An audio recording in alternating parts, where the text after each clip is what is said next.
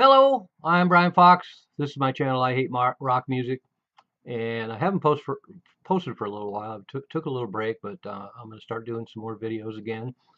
And this one's a humdinger for me. I think it's a really interesting band.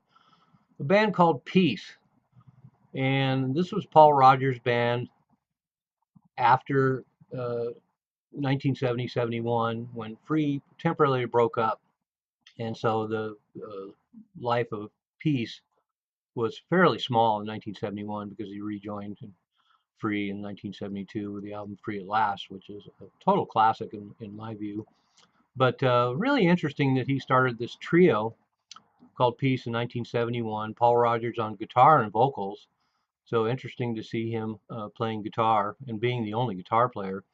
And then he put together a stellar rhythm section. Stuart McDonald on bass from the legendary UK band Killing Floor, and then Mick Underwood on drums, who used to be in Quatermass. So he was fairly adept at progressive music as well as rock music. So killer rhythm section. And they kind of happened because during the 1971 tour, Peace opened for Mott the Hoople, 71 tour of the UK. And December 1971, they did a BBC show. They did some demos, and really interesting to see the material they were doing because they did a song called Like Water, another song called Zero BC, another song called Lady, and those are all pretty intriguing and pretty similar to the vein of what Free was mining at the time. But they also did the song Heartbreaker and Seven Angels, which showed up on Free's final album, Heartbreaker. And so to hear these early versions is pretty cool. And so then we have October 71, they did a show in Sheffield. And fortunately, we have a live tape of that, and I'll post it below. And so we get to hear all the material they were doing, and it's a pretty good sounding recording. And I think it's wonderful that we actually have a live recording of this band Peace, because that's the only way we'd be able to see all their material. And it was all originals. A lot of them didn't show up later on Free Records. And so, all things considered, we have a fair amount of material for a band that didn't exist for very long.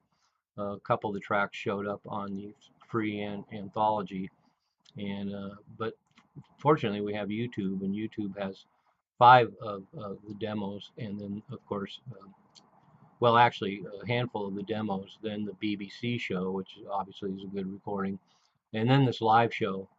So I always find these kind of bands really interesting that only existed briefly and have all these known players.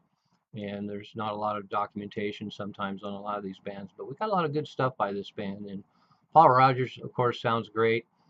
He's a apt guitar player. Certainly after Paul Kossoff, he's going to sound like more of a slouch, but he carries it pretty well. And really unusual for me to think of Paul Rodgers being the guitar player, vocalist, and a front man for a trio. But anyway, check the material out if you're a Free fan and you haven't really heard this material. It's going to be a pure delight. Um, Obviously, everybody was at the top of their game at this time, and it's kind of unfortunate they didn't manage to squeeze out an album in that amount of time. Because, of course, Free at Last, I think, came out in '72. So they had a fair amount of time to get things done, but it all came and went pretty quickly. And then Paul Rodgers rejoined Free for the classic Free at Last album. So anyway, that's my little bit on Peace. A nice little footnote in the history of rock and certainly the history of Free, and also, I guess, a precursor to the world-renowned Bad Company. So anyway, thanks for watching. I'm Brian Fox. Thanks for watching I Hate Rock Music.